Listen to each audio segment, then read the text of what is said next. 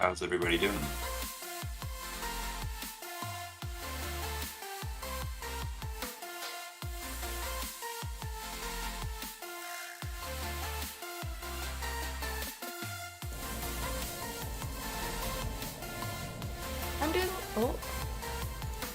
I'm doing well. Thanks for asking, Pete. How's everyone else doing, guys? Good. Let's go. Let's go. You guys want to see a cat? Oh, never mind.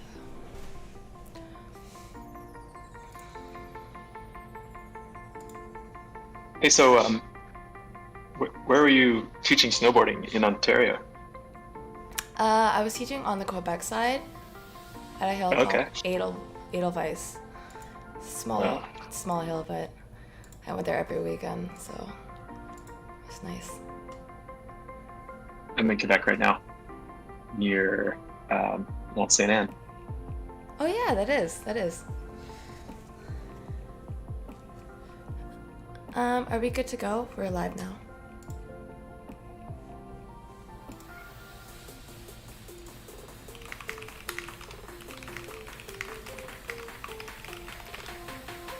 I'm good to go, yeah. Let's get started. Awesome. Well, welcome everybody back to Office Hours. It's another Friday to hang out and talk about development on Flow. So if it's your first time, this is the weekly Flow developer office hours.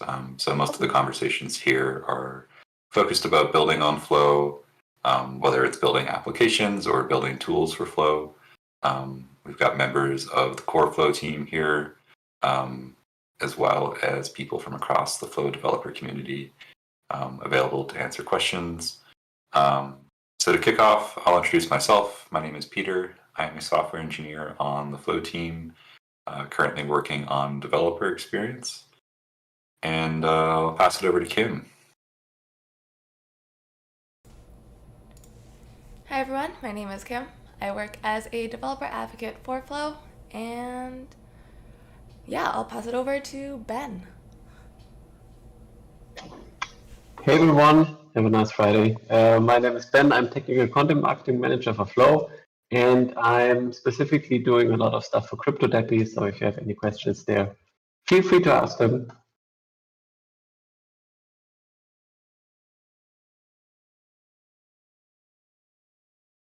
And I pass it on to Yanis. Hi, I'm a developer on Flow. I work with the FVM, and I work a lot with the fees. I will pass it on to Mac. Good morning, everyone. Mac here. Also a dev on the developer experience team. Work on example apps and the documentation. Let's see, who can I pass it to? Maybe let's pass it to Ja. Did you say Josh? Yes. Hey everyone, I'm Josh. I'm a smart contract developer on the Flow team. I'll be in the Cadence channel later. I just joined, so I don't know who hasn't gone yet. I'll go. I'm James. I work on FCL and the JavaScript SDK. I deal a lot with wallet stuff as well. I'll pass it to Srinjoy. Hey everyone, I'm a product manager on the developer experience team, so I work closely with Peter and James and a couple other people here to help build the tools and docs. Bueller? Is that everyone? Mac? Did Mac go? I think that's all of us. Awesome. So we kick off every office hours with a weekly video TLDR from Kim. So stay tuned while she sets that up. A quick tip, if you're here on Discord, the audio is sometimes a bit low, but you can fix that by like right-clicking on the stream and turning up the volume slider.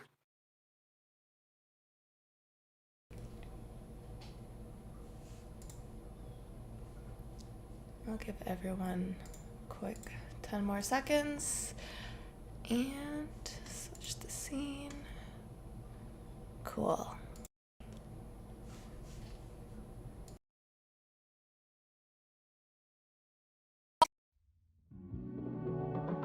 You're watching the Weather Channel, your most accurate... Hello, and welcome back to another TLDR. This is the place to be for all your weekly updates in the Flow ecosystem. My name is Kim, and I'm the developer advocate for Flow. And without further ado, let's get started. We had some major news this week with the announcement of La Liga announcing Flow as their official blockchain home. La Liga is one of the most prestigious sports leagues in the world, with over 90 years of history and countless stars who've come and gone. Are you ready for a Lionel Messi or a Cristiano Ronaldo NFT?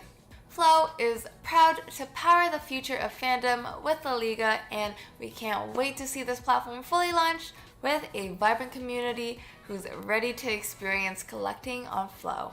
So, are you ready to enjoy some football on Flow? Sign up for updates at laliga.onflow.org today and get a preview of what's to come on the newly launched site. Renowned digital artist Rafik Anadol is set to make his debut with Koenig Gallery's Misa platform. Rafik will be dropping 3 variations from his Quantum Memories series, which uses Google Quantum's AI's data and algorithms to explore possibilities of parallel worlds and convert it into fine art.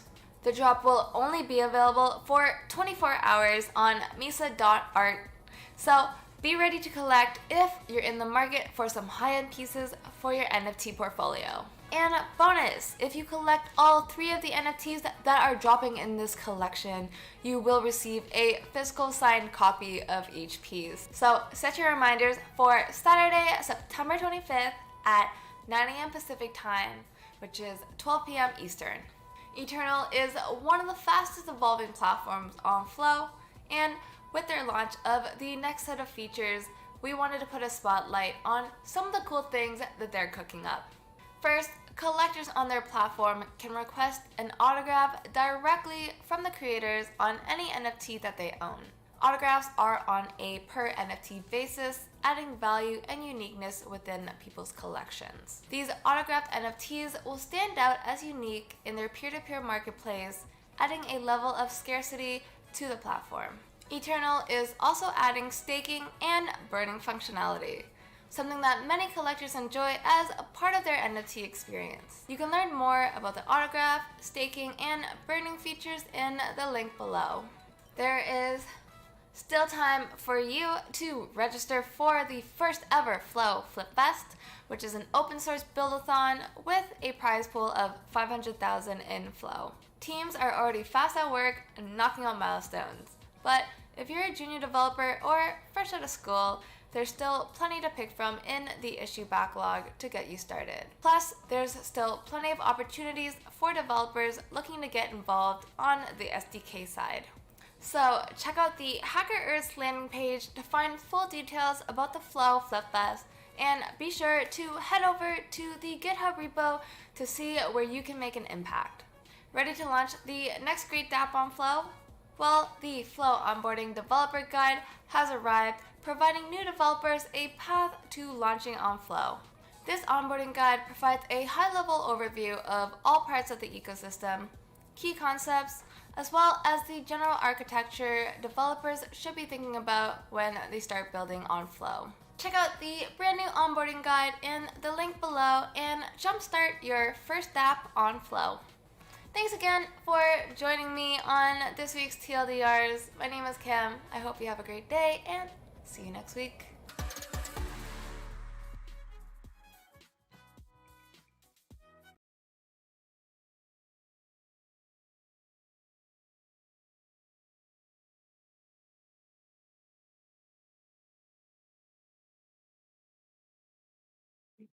Awesome. Thank you, Kim.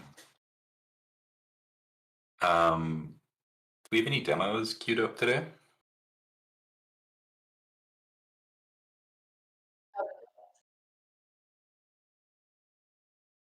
Oh no.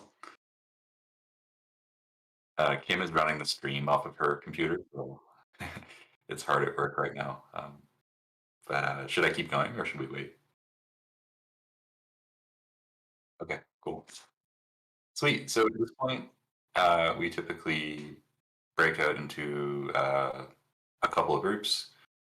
We've got some experts on the call in different areas of flow. And you'll notice on the left sidebar inside Discord, there are a number of breakout rooms. So at the top, we have Cadence, and then SDK Guidelines, which is a room for anybody who's building an SDK. You may have seen that we published new SDK guidelines for how to approach building an SDK, as well as best practices and information about test cases and things like that. But if you have general questions about how to use an SDK or how to use FCL, you can jump into the SDKs and FCL breakout room. So today, I believe we will have Josh hanging out in the Cadence room. So if you're writing contracts and have any questions about Cadence or just want to talk about Cadence in general, that's the place to be.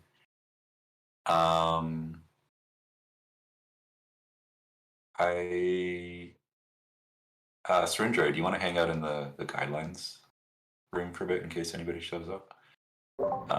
Yeah, definitely. Sweet, thank you. Yeah, and then James is usually hanging out in the FCL room. And anybody else on the team who wants to talk about SDKs is welcome to join there. So yeah, we'll give everybody a minute or so here to break out to a room if you want. But we'll be staying here in the main room as well to talk about just the general process of building on Flow. So if you have any questions about Flow in general, or you just want to hang out and chat, this room right here is definitely the place to be.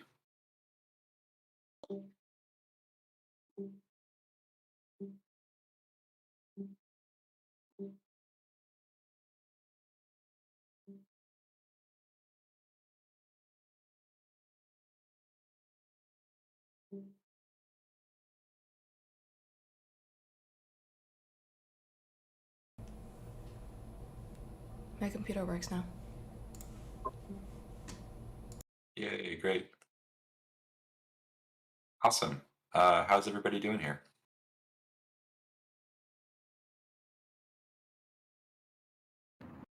Good, good. Sweet. Good to see you, Julian. So off the bat, does anybody have any topics or questions they want to bring up?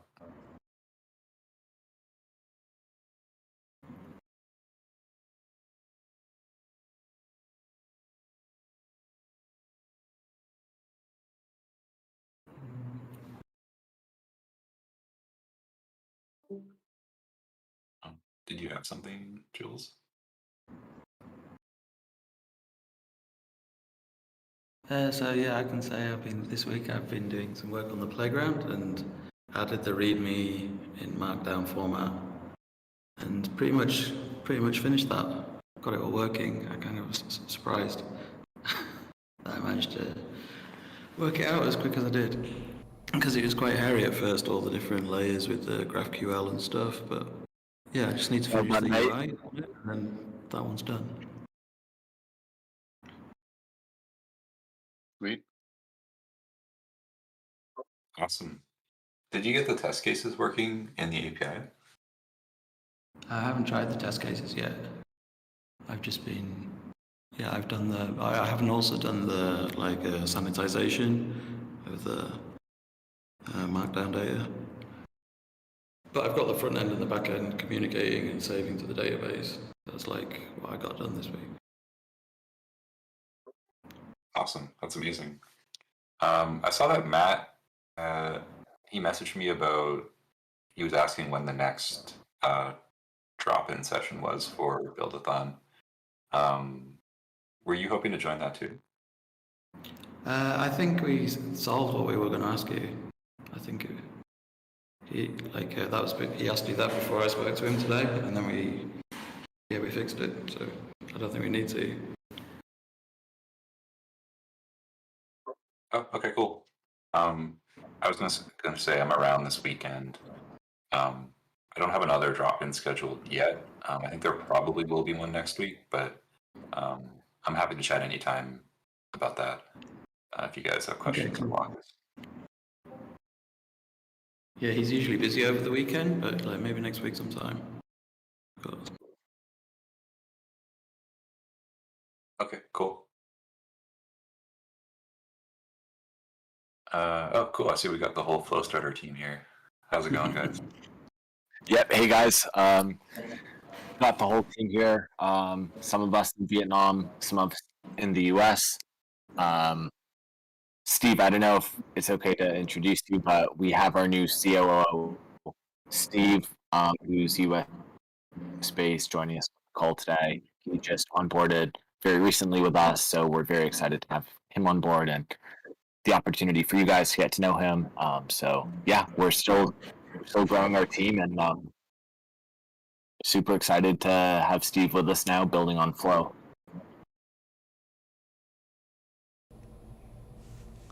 Cool, welcome. Awesome. Well, welcome to Steve. Welcome, Steve. So there's a question on Twitch, and Tainted Sins asks, it would be cool if we could see what has been done on FlipFest. Are there things that we could show, Pete? Yeah, I could do a run through. Yeah, that'd be great. Let me just grab the right link.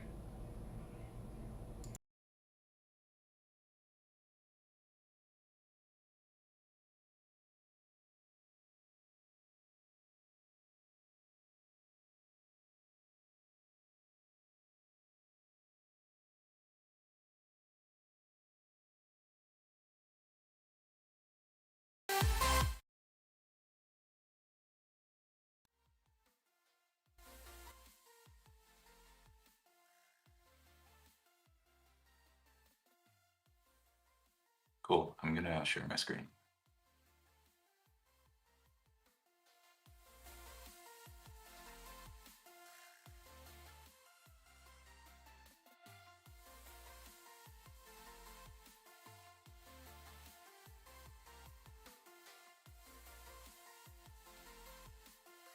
You all see that?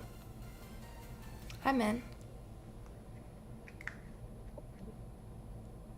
Cool. So if you haven't seen this already, this is the FlipFest GitHub repository. So in addition to the Hacker Earth page, we have this repo to store the backlog of all of the bounties that are up for Buildathon. So I'm just going to run through them and kind of give a quick update of what people are doing, and I'll highlight some of the issues that are still available to be claimed in case anybody watching is interested in jumping in. So if you're curious to see just at a glance where things are at, we have this FlipFest Team Progress project in GitHub. So if you open it up, we are tracking basically the status of every single ticket.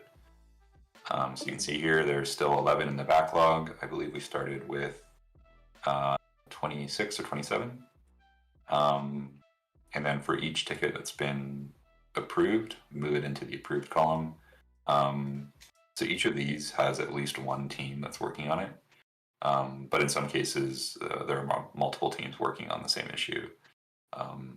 Especially in the case of the Flow SDK, I think we have about 5 different SDKs in different languages under development, which is really awesome to see. And then the process for completing an issue, depending on the tier level, there's 1 to 4 milestones you have to go through. And to complete each milestone, you just have to open a pull request in this repository, more or less to just notify us that you're working on it and letting us know where your progress is at. And then we track the milestones in these 4 columns here. So if you're doing a tier 3 issue, those ones are the lowest in complexity, and they all have only one milestone. Tier 2 is the next level up. Those have between 2 and 3 milestones. And then Tier 1, those are the most complex. They have the highest bounties, and those all have 4 milestones. Cool. So do a quick run through the issue list. Start with the NFT metadata issue because it has quite a bit of activity. So for this one, the problem statement is more or less to bring an NFT metadata standard to Flow. There's been a lot of discussion about this almost for the past year at this point. There's a separate GitHub issue on the Cadence NFT repository with, I think it has over 100 comments at this point. But there were a lot of good ideas in there about how to attach data to NFTs that describes what that NFT is. So that could be images or text or videos, really any kind of data that makes up the digital composition of that NFT. But we wanted to make sure that as more and more NFTs launch on Flow, there's a standardized way to represent that metadata that makes it easy for a variety of applications to consume NFTs, whether they are wallets or marketplaces, or really any app at all. We think that having a consistent standard is really a core piece of composability. Otherwise, if you were building an application that wanted to display NFTs on Flow, you might have to write custom code for every NFT project, which is no good. But we also want it to be flexible enough that developers can sort of describe their NFTs and using whatever type of data they want. So if it was too restrictive, that would be bad too. So that was kind of the general problem statement. So right now, there are 2 main teams working on this. If you're curious, jump in here, take a look at the milestones. The deliverable here is to submit a flow improvement proposal that describes the standard. That's sort of the first milestone, and then the second is to actually implement it and add some examples. So if you got thoughts about this or you just want to see the activity, definitely go and check it out. Another one to highlight is the SDK issue.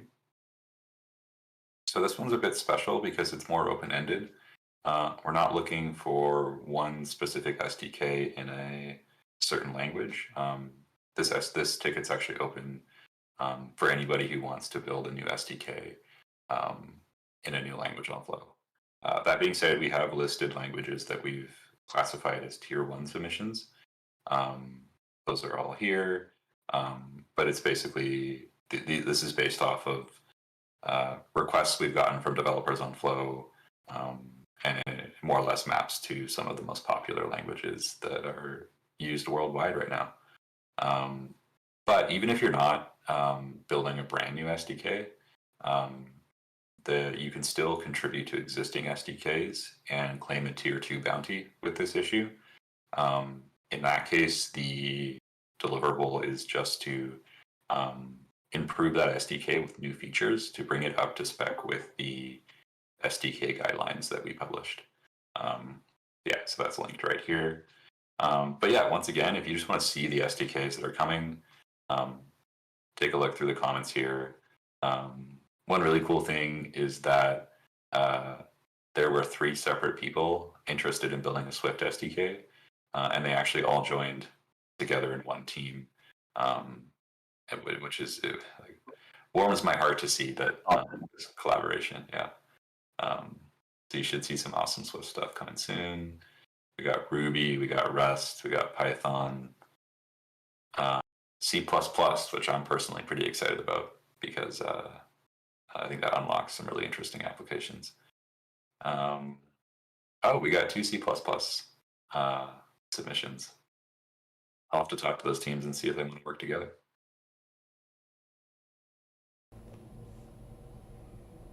And then the last one I'll highlight, I think is pretty interesting.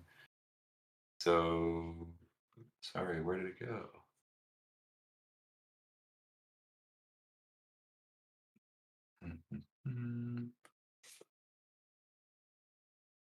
Yeah, this event indexing service. So we noticed that lots of applications were implementing sort of event watching services that would sort of watch for events on Flow and then funnel those into their Flow application. And that's such a common problem that we figured it would make a lot of sense for there to be a tool that handles that in a more generic way. And we got a lot of interest from a number of teams here, including most recently the Grapple team. So Grapple actually runs kind of a hosted version of this functionality already. So it's really cool to see them jumping in on the open source efforts. But yeah, I'll leave it there for now. If you're curious to take a look, just go to this repo. All the issues are here. You can see the status of whether or not it's claimed by just opening up the issue. But there are a number of CLI tickets as well as FCL features that haven't been claimed. I think some work on the playground if you want to do kind of front end React work. And then there should be there's this new one here from a team called Ichi. They're actually sort of a third-party team that is joining efforts with us as part of the build-a-thon. They want to bring their branded dollar solution to Flow. You can read more about it here, but it's basically a stablecoin alternative that lets you kind of like easily launch a token, a stable token that's unique to your project. I think it's a pretty cool solution. But yeah, I will leave it there and happy to take any questions.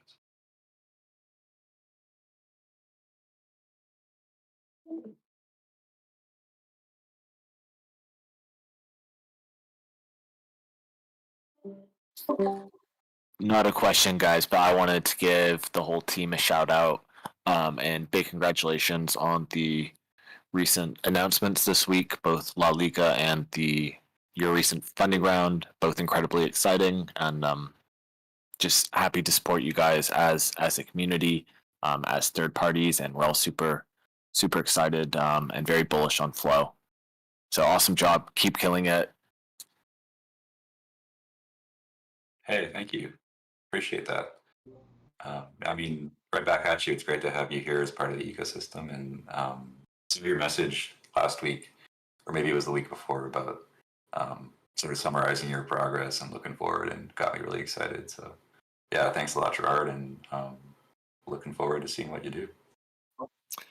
Yeah, awesome. I know we're coming down the pipeline, just getting everything ready, but we will alpha leak. Flowstarter will be coming to market this Q4 with a non-custodial wallet solution on Flow that we're super pumped about. We think it solves a few of the outstanding issues, both in crypto market generally, but specifically for FCL wallets. So really excited. We hope to be boosting the ecosystem a lot, and we'll be sharing more in October. So. Hey, this is Steve. Sorry I wasn't able to respond earlier when Gerard introduced me. I was having some technical issues with my mic, and I figured it out. So, hey, I just wanted to say hi. Great to be here, and glad to be working on this project. Everyone that I've talked to, especially about the wallet project Gerard just mentioned, is really excited about the fact that this is going to be there because it's very clearly needed in the space. So I'm glad to be helping out and trying to make all of this work a little bit better.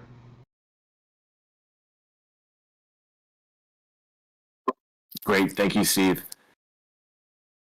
Awesome, great to meet you. And no worries, I've had my fair share of audio struggles with Discord, so no. Yeah, I had to like change 5 different permission settings in order to be able to talk. I've never actually talked on Discord before. Well, we can hear you loud and clear now. Awesome.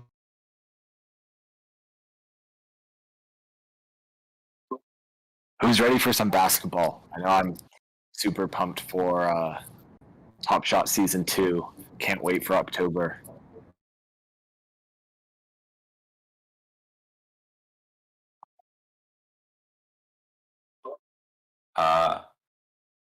I honestly I don't follow basketball super closely, but I feel like maybe this is the year I should start.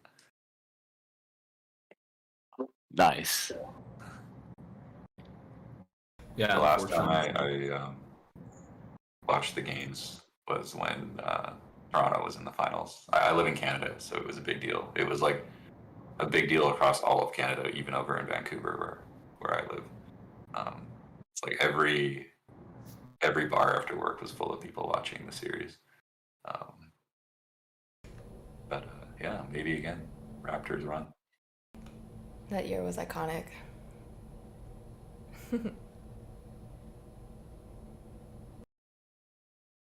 Cool. Well, I have to run for another call, guys, but catch you next week.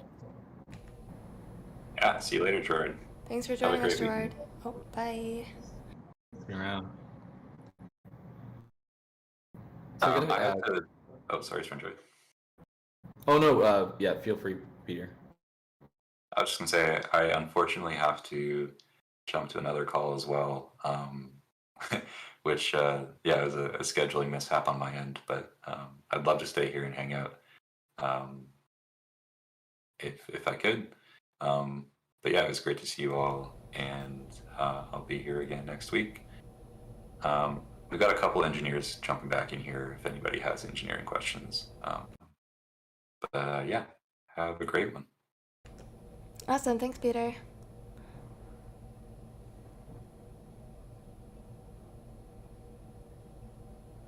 I had a quick question for the Flow Starter team. So, are you guys building a non-custodial wallet? I saw somewhere on Discord. Yeah, that's right. I's leading the project for that. So Awesome. it's a cross chain as well. So they've got quite a lot on that place. So we've got at the moment, I think it's like we have the back end all set up for the wallet, and then the next stage is like integrating for the FCL for the signing contracts and getting that really neat and tidy.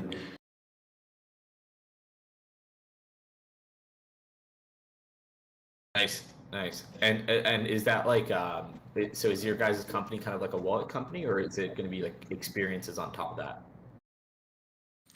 Experiences on top of that, very much so, and it's just like the idea is that the wallet's like the entrance to the metaverse, basically. So it's like going to ideally be like a social network too, but like in stages as we roll it out, not all at once, obviously. Gotcha. And have you guys applied to the FlowFest ticket there for the wallet one? I think we haven't yet. When's the deadline for the actual applying? Because I've been looking at. So no deadline. Okay. Yeah, it's like a rolling basis, so you feel free to apply anytime. The deadline for kind of an MVP is October 30th. So by then, if there's like some sort of an MVP, then you're kind of eligible for some rewards. But if you don't finish by then, it's still all good. Like if you guys did a good job, we'll probably look at extending that if you need more time. Okay, cool. Well, we'll definitely have something by the end of next month, I'm sure. Yeah, that's awesome. Just put your thing in on the GitHub thing, and you'll automatically kind of be eligible for some of those prizes. We also kind of listed a lot of our existing problems that users are facing with our current kind of non-custodial ecosystem. So we good reference as well. Yeah, we've been looking through that document and focusing on not all of them yet, but a few of the issues. Awesome.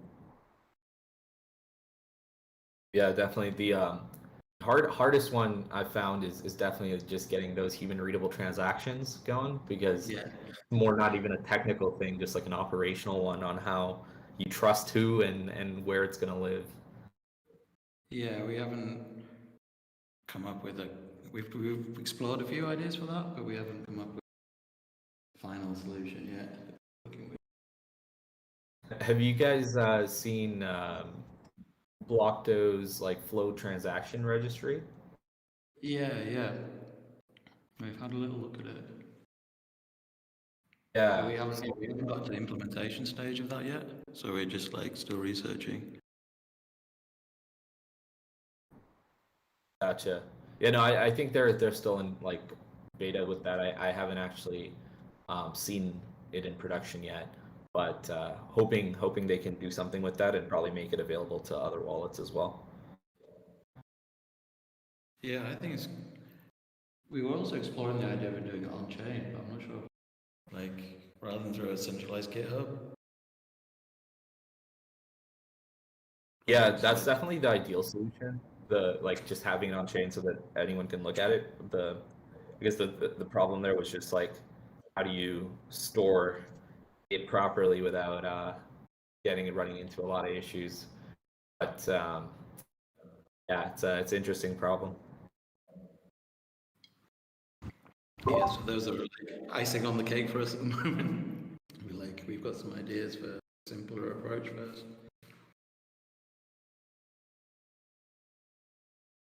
Nice. I'm gonna quickly hop over to the SDK channel to see what's going on there. Is that okay, Sunjoy? Yeah, for sure. Cool. Come join us, guys, if you're down. Yeah. Hello. I feel like I've done some weird stuff that was like very much an anti-pattern. I've like taken capabilities of things that I already own, like stuff like that. Where I don't know, it's just weird. Yeah. Yeah. Hopefully that's helped a bit. In your issues. Yeah. I've got. Everyone wants to come chat. Well, we're like done, by the way. I had one question about server-side rendering stack, and it was answered. So if people are looking for conversation about other useful things, it's probably maybe in the Cadence channel. I might even hop over there. I have a quick question for everyone. Hey, everybody, how is everybody doing?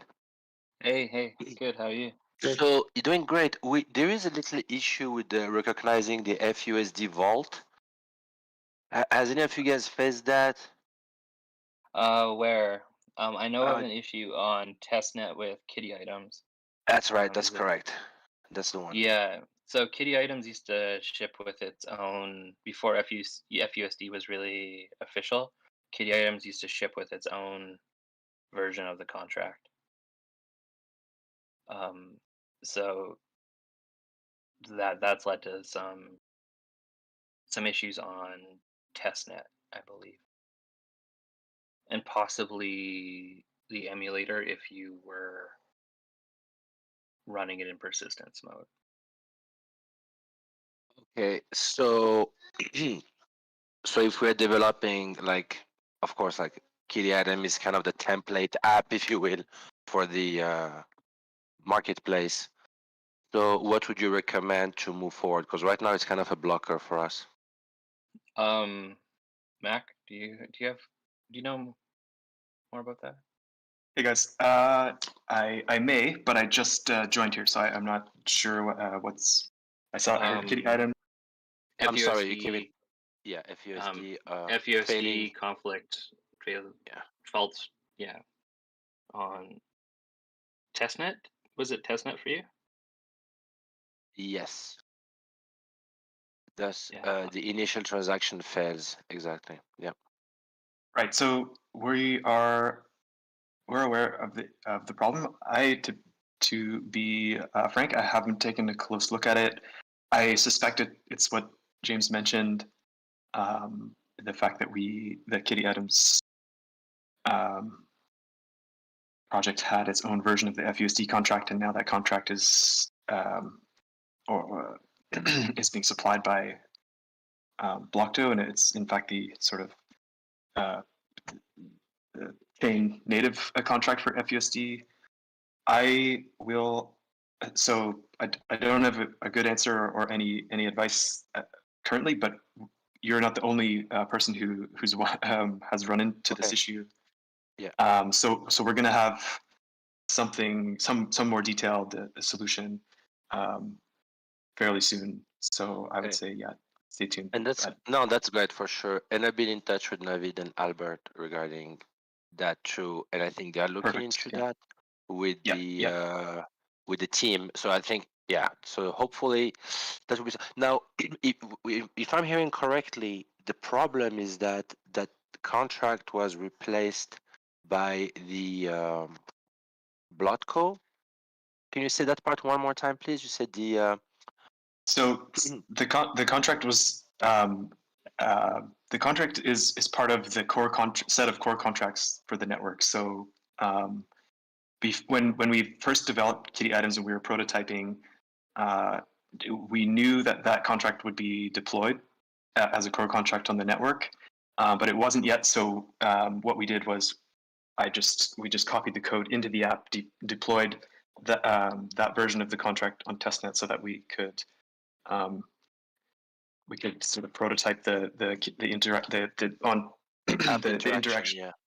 Yeah, exactly. Okay. So in hindsight, that may not have been we may not that may not have been the best idea, given that we're running into this problem. So what Blockdo is doing, so what the testnet version of Kitty Items is letting you, you're signing into that app using the Blockdo wallet, which creates testnet accounts for users of Kitty Items. And part of Blockdo's account creation process includes adding an official sort of the official FUSD token vault to a user's account. So Blockdo is doing that as part of their account creation for users. So the contract is not being supplied by Blockdo. It's actually part of the core set of core contracts in the network. If that clears anything, if that clears. Yes, thanks. I think it definitely sheds some light on the situation, and I appreciate that. Max and Chain Monsters, how have you guys solved this problem? I did not pay attention, I'm sorry. So the FUSD implementation? Yeah. So there's a conflict on testnet, but you guys are live already, right? We didn't encounter any conflicts for FUSD or any contracts. Yeah, I think the problem will only arise for folks who have a testnet account that they used to sign into Kitty Items in the days when. Oh yeah. I think we created our Blockdo tested accounts without the Kitty repository. We had our own interface already when FUSD was launching. So you just brought it into a basic interface without really relying on Kitty Items, right? Yeah, our initial marketplace contract was based on a previous version of Kitty Items, but then we had to do some heavy modifications due to some blocking issues in the very first draft of Kitty Items, and then I think we never deployed the FUSD ourselves. We always used the testnet version because I think it was already up many months before the official launch. Yeah, that's right. So did I hear you correctly? Only if you have a testnet account from before, you would have this problem. So technically, if we'd get a new account now, it would solve it, right? I mean, that's what we thought and what that Navid said, but we still got the same error. Yeah, so that's where we're not sure what's happening. So that's what we're looking to. Well, good luck with solving that, and we're on standby. Thank you, guys. Thank you very much, everybody. Cheers. I'm done. Cheers. Yeah. Hopefully we can get something out. Yeah. So in summary, we are aware of it. We know that there's an issue. It's on us to solve it, and we are working on it. And as far as we are aware, it only impacts testnet right now. Kitty Items on testnet. Okay. Yeah. Anybody else? Anything else? Hello, James. Hey, Dennis. I have one question. It's like I am thinking in the FCL, what was the design decision about sending transaction from the FCL side, but not the wallet side? Like it is like in my mind lately. Like if I send the transaction because like the wallet is the payer, and why they are not directly sending to the network and it is coming back to me and I have to send. So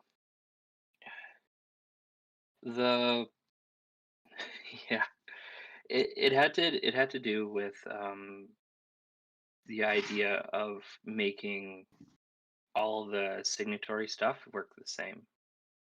So whether you're the payer, proposer, authorizer, they all work exactly the same, other than like they sign something. What they're signing is the payer signs something that's slightly different. So it was like, okay, well, how do we make those essentially the same? Also with something like a ledger, it's like how does the ledger, how would a non-custodial ledger wallet, as an example, submit a transaction to the chain? Okay. Yeah, it was mostly about that. So the way that we looked at it was that FCL in the application acts as like an orchestrator, and like orchestration and deals with the communication between the things, and it also didn't necessarily make sense for us to be like, well, it's it handles the orchestration for 90% of it, and then this like last 10%, well, like I guess the percentage between like 80% and 90% is handled by one of the wallets. Yeah. Oh, and one more question about do you know the flip about this transaction payer as a service? What will be there the situation there? Now transaction fees are coming, and I'm reading this conversation there, but there will be something developed by Flow, and it will be some solution like their wallet, or it is just I'm guessing it's just like a special authorization function that like probably given by a node module, something to do with some sort of like some ability for them to lock it down. I'm not I know of it. I don't know the details of it. I know one of the things that they're trying to solve with it, one of the outcomes of it is they want like we as a holistically, like one of the things we learned with like CryptoKitties and stuff like that and current Ethereum stuff is that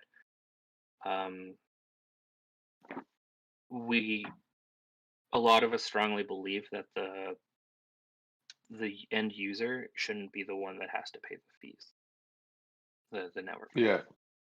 So the goal here is, how do we as a community enable people that aren't the end user to pay those fees, whether that is the wallet subsidizes it or the application subsidizes it or a third party subsidizes it,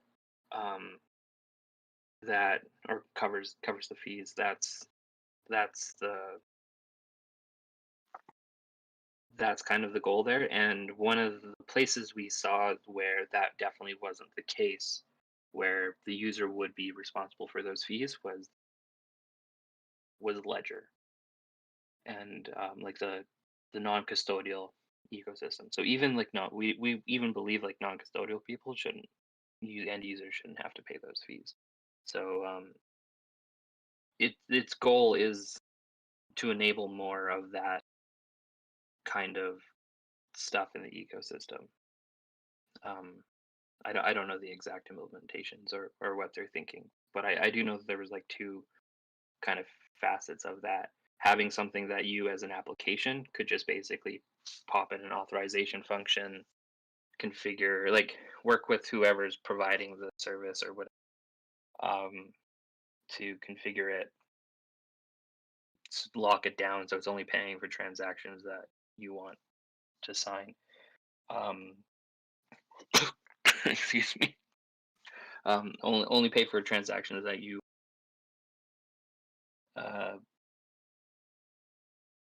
are okay paying for, and then the other one is, can it act as as like like the same way that like Dapper or Blockdo currently do with acting like the intention is the current user is responsible for the payer, the authorizer, and the proposer. But if you actually look at any Blockdo transaction, the proposer, or sorry, the payer is swapped out for Blockdo's, for one that Blockdo uses, Yeah. which covers things. So could this thing also act? Could like Ledger kind of tap into that and then use that as the signatory for the payer when the ledger is the current user for all three of those signatory roles? Yeah, but the question I asked was like, is like there will be something like this developer wallet, like some code that people can run, or like it will be some kind of just specification, like there's some development plan, or like it's like just you can do like this kind of for this server side, backend side. I don't know. I don't know what their plans are there. Ah, okay. Yeah. Thank you. Yeah, that's yeah. Internally, like the Flow team is split up into like some smaller teams, I guess, and so like the people that are aiming for that are actually I believe that flip was proposed by the Flow governance team, which is we talk to a lot, but like I talk to them a lot less than the people on the DevX team. I can follow up though. I'll follow up with them. I'll be talking to them later today anyway. So Okay, thank you very much. Yeah.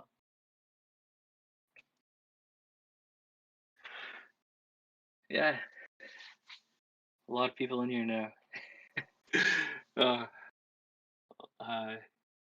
Yeah. Anything else? Anybody else? Let's see.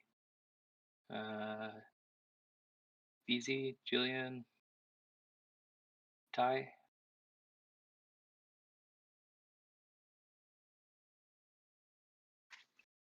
No, no questions from me. This just seemed like the channel to be in.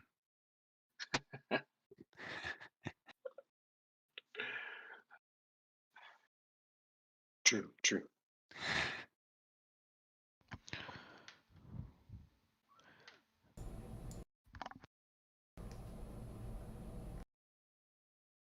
Thought we were gonna get a hard question from Max there. I sent you a highly questionable leak of an upcoming James's update in a private message. Yeah, I'll have because, a look after. Because this is a little bit too much for the public channels. Yeah.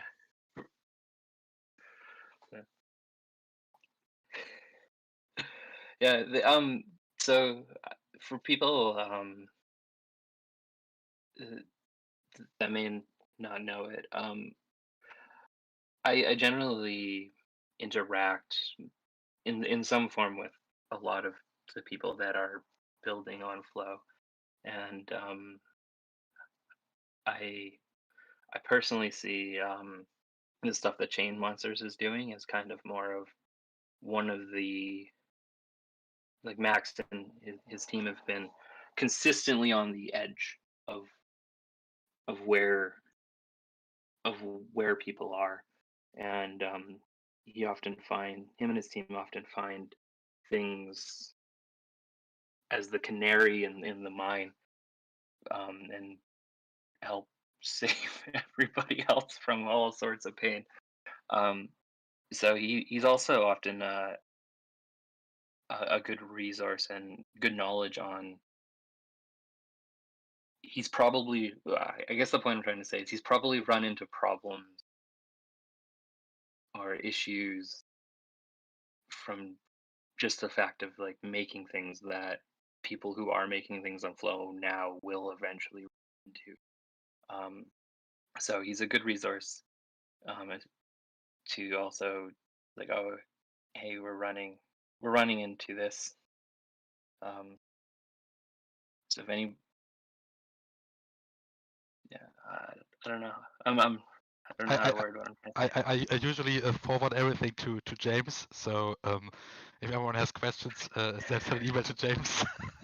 Oh yeah, I wasn't. Yeah. I didn't mean it like I would ask him lots of questions. Oh, he's. If you're having issues right now, he may have some real world examples of how he. Yeah. Yeah. I think we've been through the biggest issues now, luckily. But yeah, there's always something new, I guess. Yeah. I mean, even with the pre-sale, we learned a lot. Which I want to talk to, I think Peter and someone else on the team in a while, in a bit. But yeah, it's been exciting to be one of the first builders on Flow, and hopefully some of the stuff we reported and which was eventually fixed made life easier for a lot of other people. I guess that's the whole point of contributing to the Flow space. Yeah, and we're very, very thankful. Very, very thankful. Anybody want to share some stuff about like what they're working on or what they're doing, or like where are they in the process and things like that, or are there things that you're walls that you're running up against, or because like we can change it all, right? We can change a lot of it, I guess. So if there's things that you're running into that you're like, oh, that's really annoying, that's really frustrating, that's not now's a good these office hours are a good time to. Yeah, James, I don't know, but does any one of you know Graphel personally? Because like I'm awaiting like an invite to see how it works with the event listeners and stuff like that. But I haven't received any email or anything. Yeah, I know that they've been really busy. Like they're really, really busy. The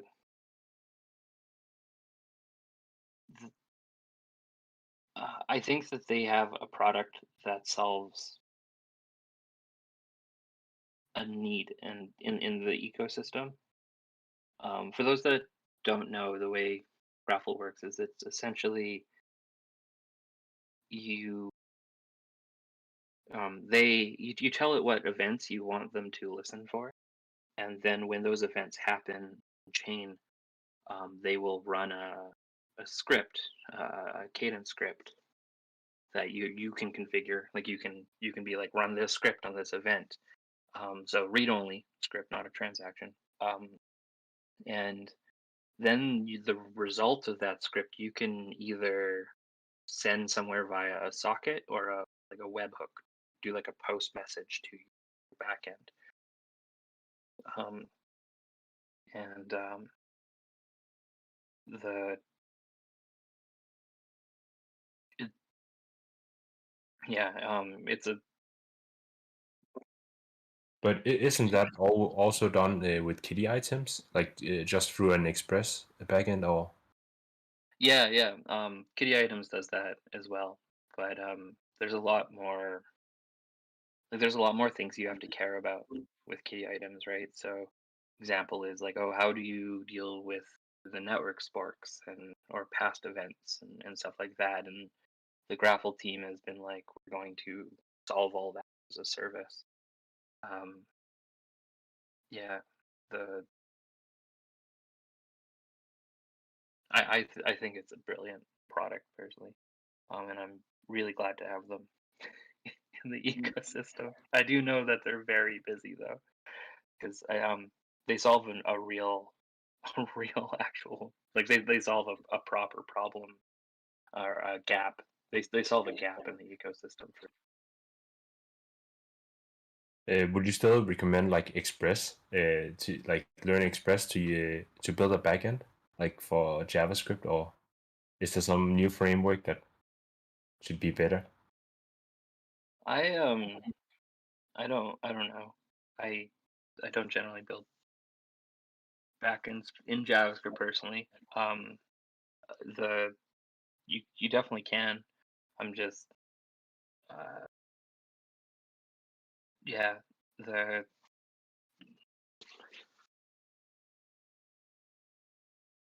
I don't know what it would be these days. I know like there was a time when like Express was definitely the way to go, and there was a time when it definitely wasn't, and then there was a time when it definitely was again what to use. So yeah.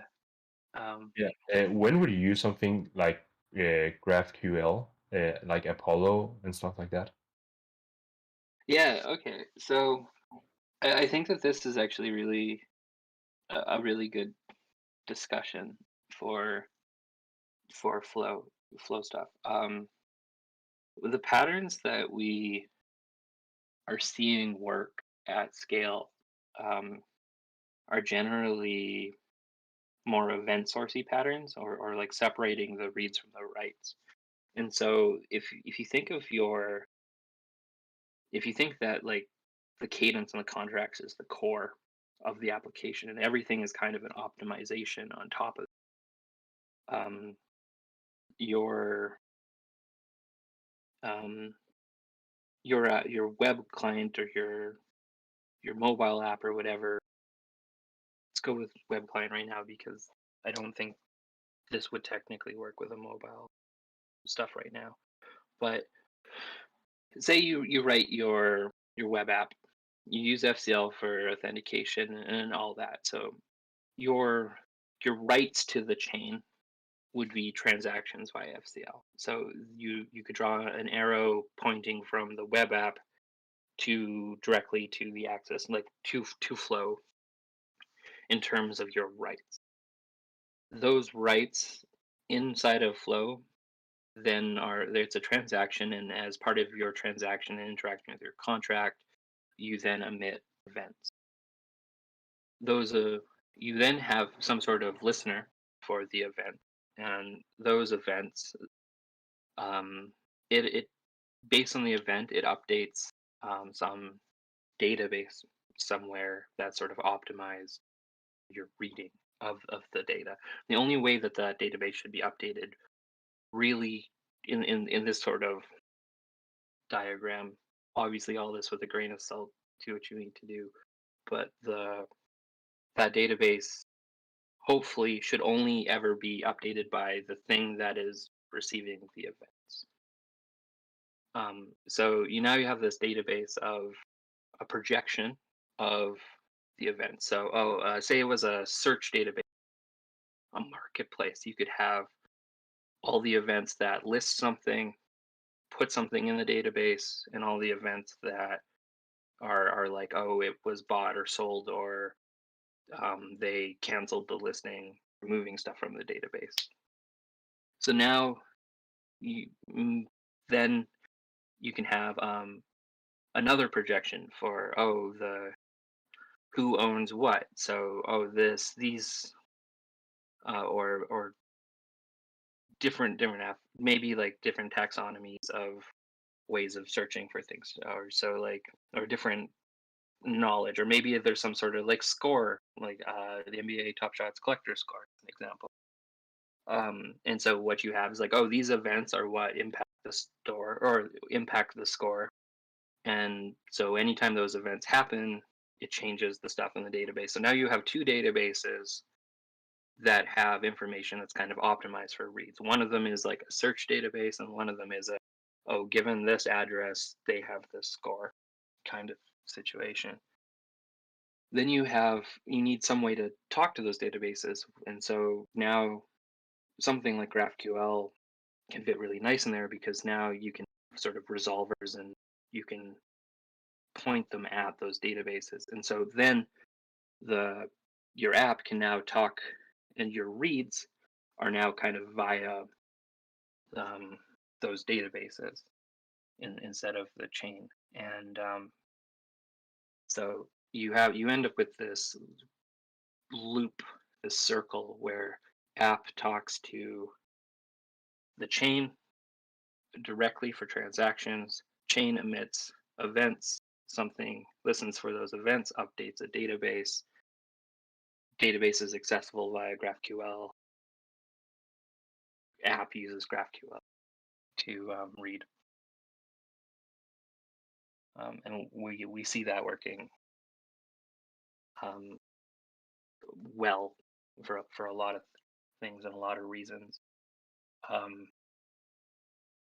So then you can have things like, you can have like an Oracle service that listens for events and then does its own transactions to update sort of things, and that can just like feed back into that loop of it's still the same thing. Something listens for events, and when it receives, it does something really specific, which then submits a transaction, and then that might emit other events that then are picked up by other listeners that update databases that are accessible via GraphQL.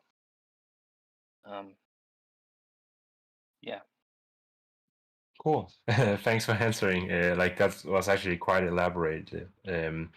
Another thing I think is regarding. So you mentioned the collector score, and you'll use a GraphQL to read events and send it to the database.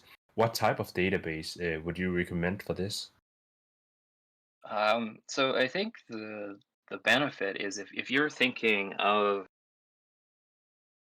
like if you're thinking of each of those things as discrete things or individual things, so like the search is very separate from the score aspect of it, right? You can probably use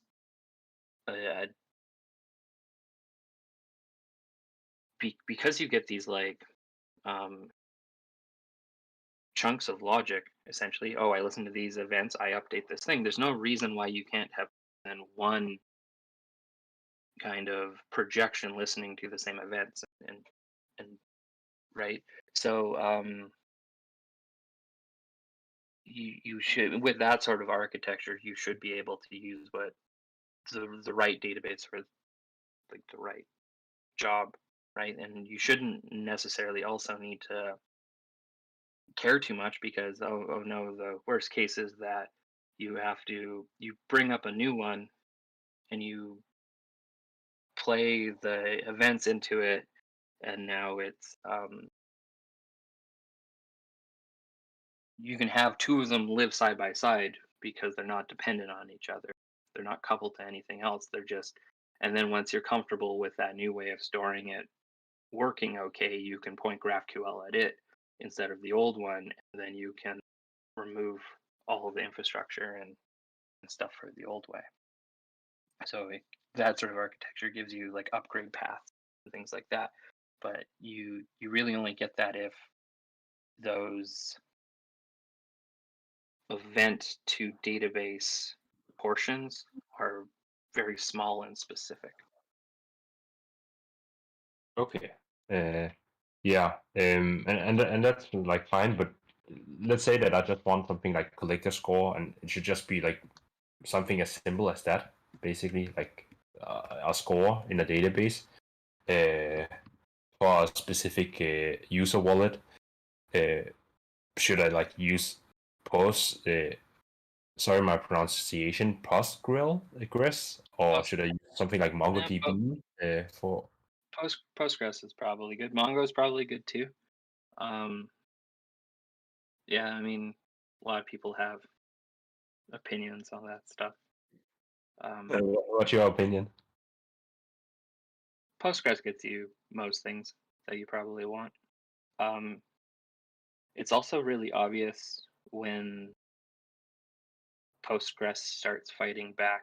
So like, it's really easy to think about, or like when you start getting really complicated Postgres queries, it's probably from Postgres, or rethink how your data works. But yeah, if in your case it just sounds like it's like an address and a value, the address being some unique key, Postgres should be fine. Mongo would be. All right. Thanks for answering. Yeah, Redis would probably also be fine too.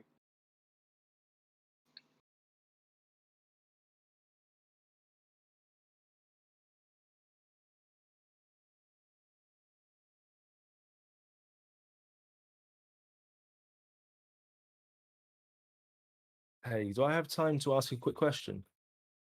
Yeah, of course. Yeah, cool. You mentioned there about the events and them kind of being sent to a database. So we have to spin up our own database to store the events, and there isn't kind of a central flow database where all events are listed and you can link into that and pull them down. Is that correct?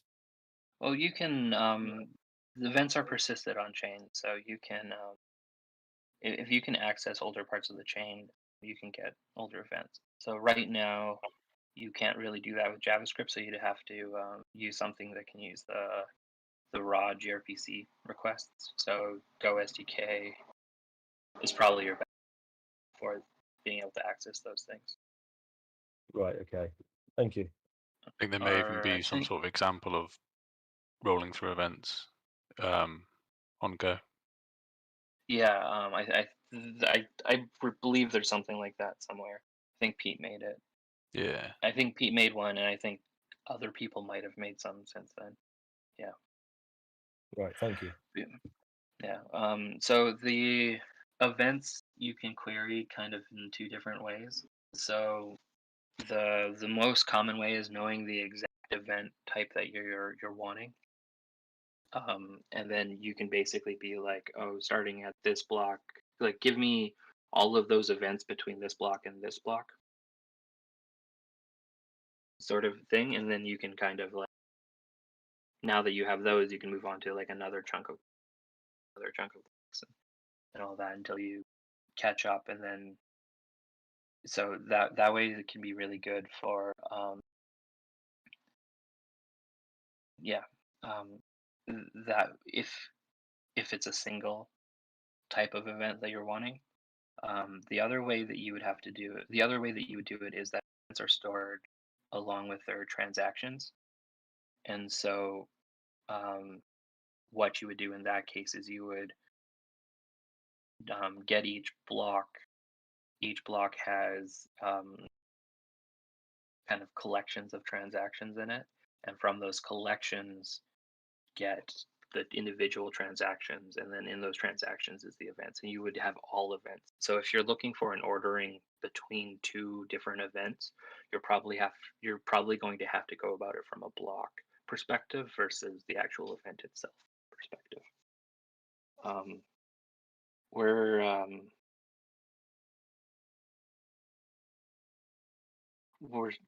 We're still really early in the fleshing out the features of the events. We kind of got them to the point where you can probably do 99. There's probably a way to do like 99% of the things you want to do with events right now, even though some of those might be rather non-optimized or non-ideal. But you should be able to do them, or put something together that can facilitate what you want to achieve. And with the plans of, we will circle back to them later and flesh them out a great deal more later, because we know that they're really important. But at the same time, let us know how you're using them and what before, and hopefully in the future we can just cut portions of your, like, make it so you don't have to have entire portions of code, and like you're not. Maybe we can cut down your work later, or make your stuff simpler later. If we know, the more we know about how it's being used, the better we can probably later. Yeah, thanks very much. Yeah. Fun fact with the events as well is what we expose now. Apparently, it's well over my ability to understand, but they're provable. They're like everything that we expose is provable, and that's one of the harder parts of more complicated ways of dealing with events, is making sure that they're provable. Yeah. One thing to note, if I may, I believe if you do decide to get the events for height range, the maximum range you can get is 200 at a time, I believe. Yeah, there's definitely a limit on it. Yeah. We so when Top Shot was really kicking off, you had a lot of these apps, or a lot of people that wanted to make tooling, and make sites, or I'm guessing a bot or two in there as well, and they were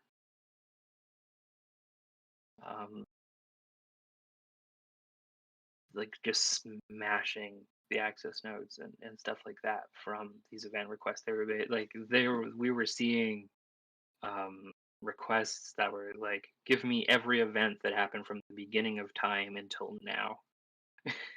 And it just, like, yeah, it was so we put a limit in there. Yeah. Yeah, I think can't remember his name. Someone will know. The chap that did the Go with the Flow work. Oh yeah, on top of Bjardic, the, yeah. on top of the Go SDK, I believe. The way in which he has an example of how to get events, you're allowed to put in quite a wide range, and it will still do it within that limitation, but it will still return a huge list of events if that's what you're after. Oh, interesting. Yeah, that's a nice little. Yeah, Yeah. it's particularly good if you were interested in initially maybe storing the events in your database. So maybe you first started up your service, let's say, and you wanted to grab all the events before you started processing them all live, let's say. Yeah, it's I can't remember what it is now, but it's on there somewhere. You can literally say, this is the event I'm interested in, start here, give me everything until the latest block, and it'll go and grab everything. So, yeah. Good to look at. Bjardic's another person that has overcome a lot in the ecosystem, so other people don't have to. Yeah. Yeah. Very lucky to have him with us.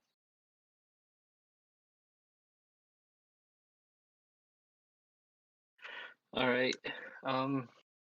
Anybody have anything else?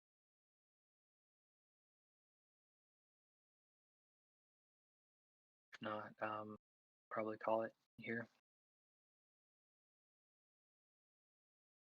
We're always available.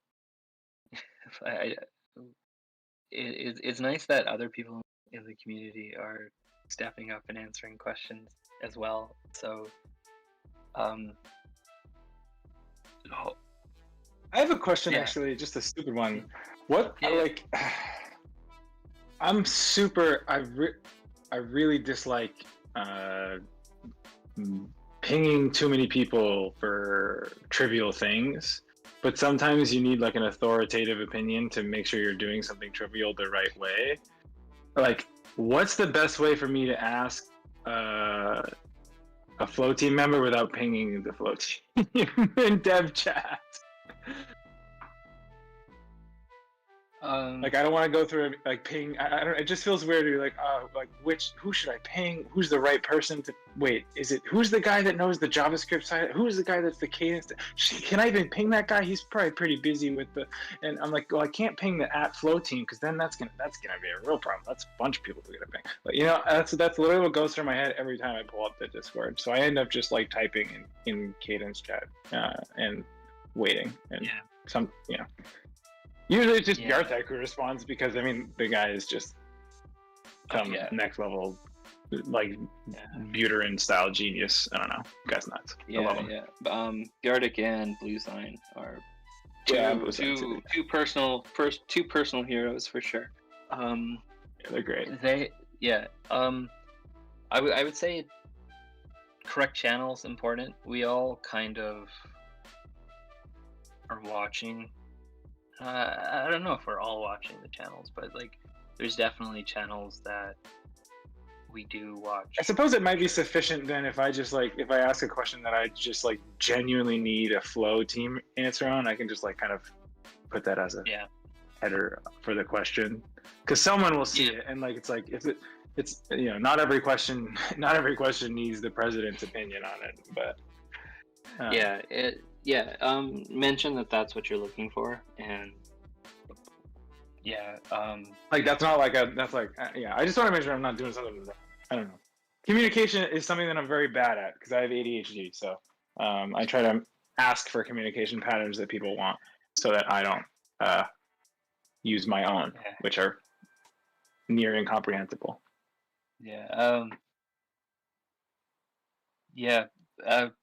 I guess like the only thing from my perspective that I say to aim for is do it publicly. If you're having the question, other people are probably having the question. So but you see, that's such a complicated thing because you say that, but then the general opinion is also like to do a lot of things centralized and have your own like custom app logic, and like I can't share my app code. I'm only going to have a very limited subset of cadence code. So like, it can be hard to speak about certain things publicly, I guess. At that point, we'd be probably talking to a solution consultant or something like that. But there's definitely the solution. People are definitely an option there. But also at the same time, if you're like, oh, there's some sensitive stuff here that I don't necessarily want to share publicly, say that. And then we can pull it into a private chat.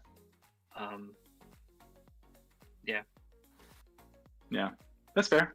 Like default public, and then edge cases and special cases.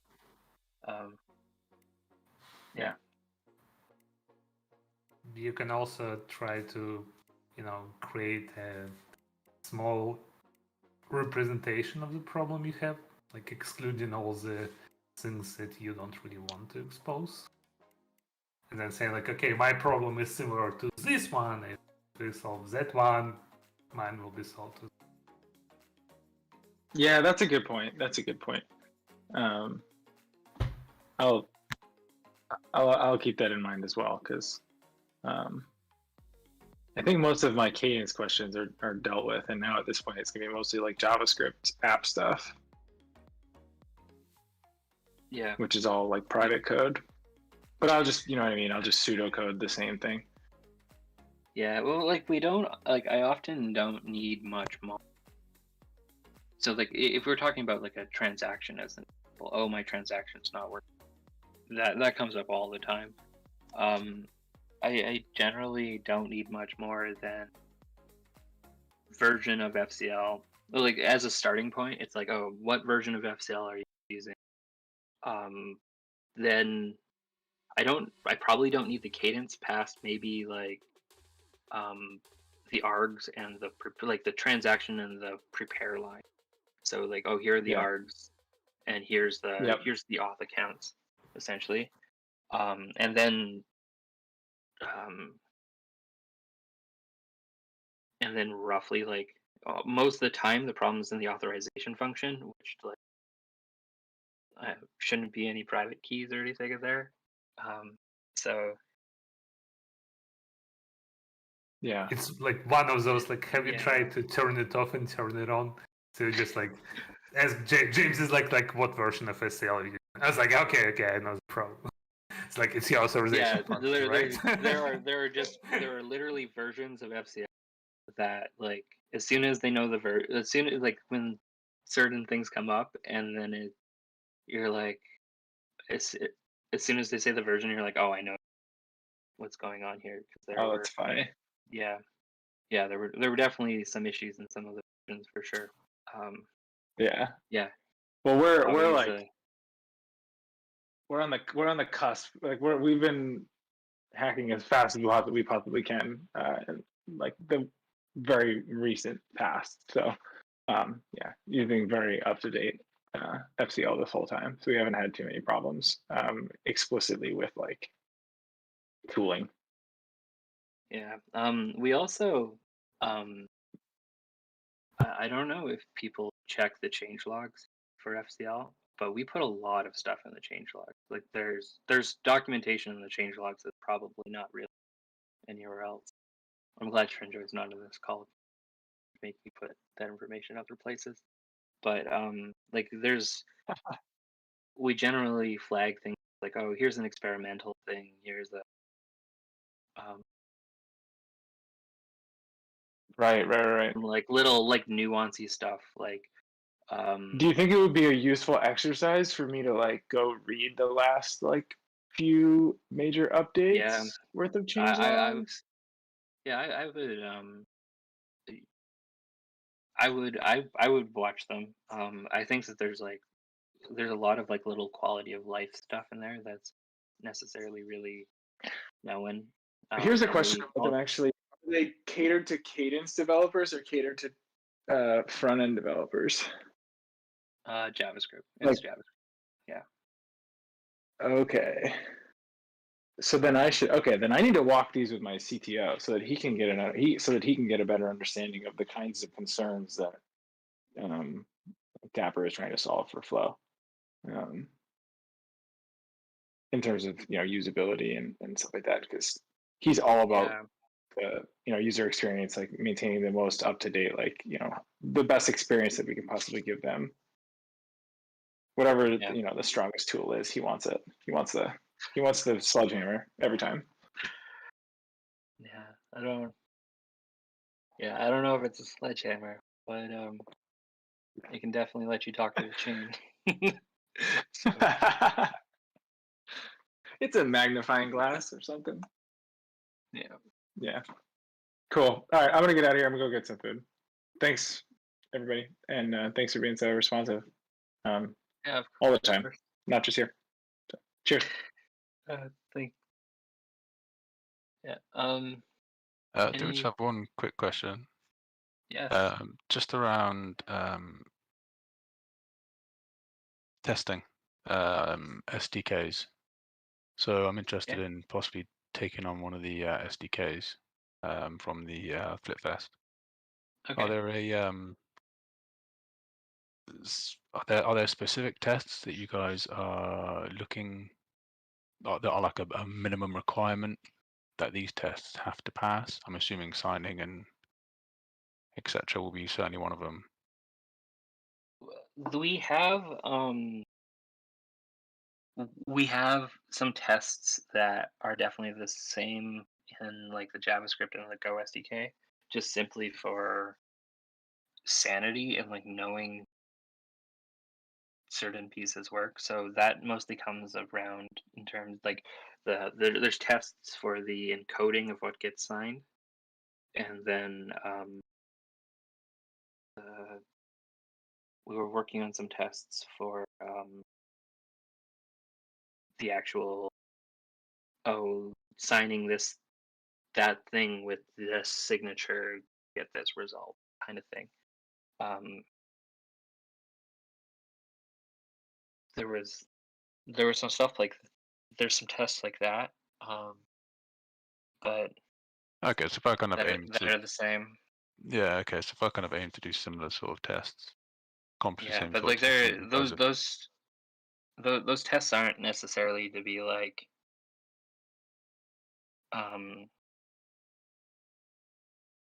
hey, are you compliant or not? You're probably going to end up having those tests just simply for your own sanity. You know that like, oh, I have it working, kind of thing. Yeah, well, Yeah. yeah, I wasn't too sure. I know that the Go and JavaScript ones are certainly in-house ones, and obviously you're now appealing to other developers to do some of the other ones. So I didn't know if there was a higher requirement around making sure it works. So, and then if there was, what it was. That's all.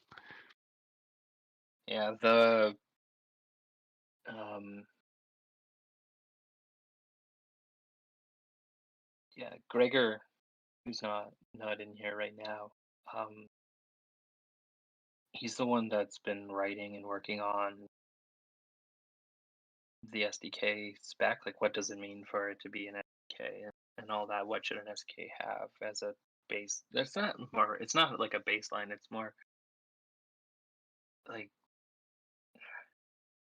one of the things with the SDKs that we've thought is like a Ruby SDK probably looks very different than say a Python SDK, than an iOS SDK, than an Android SDK, Java SDK, than a Go SDK, than a JavaScript SDK, right? Like each language comes with its own pros and cons, and how I'm like I should have no say in what good Java looks like as an example. It's been so long written Java. It's changed so much. So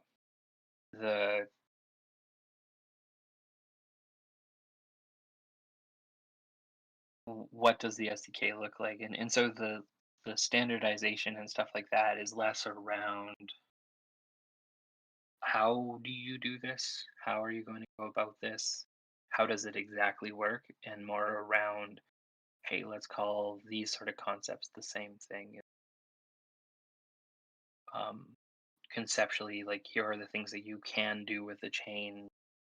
How like kind of giving you an outline of like, hey, these are the things you can do with the chain. Hopefully you have a good coverage of that, I guess, right? Yeah. Yeah. All right. Thanks.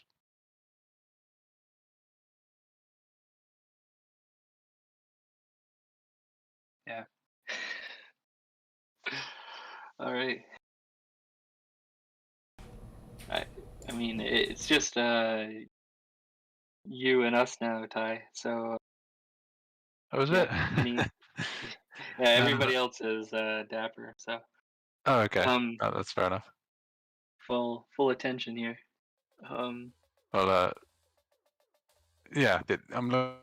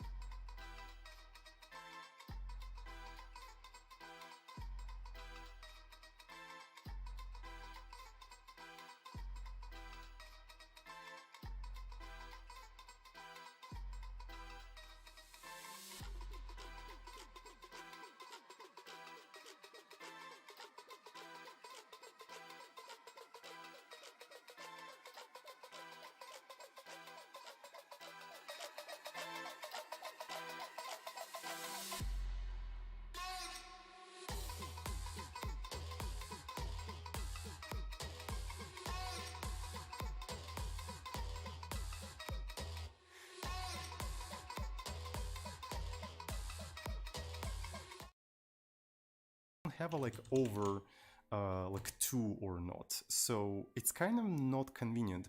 It would be kind of better if the accumulator was located somewhere in the memory. You know what I'm talking about? It would be kind of cool if it was located somewhere in the memory. And we have an ability to work with the memory.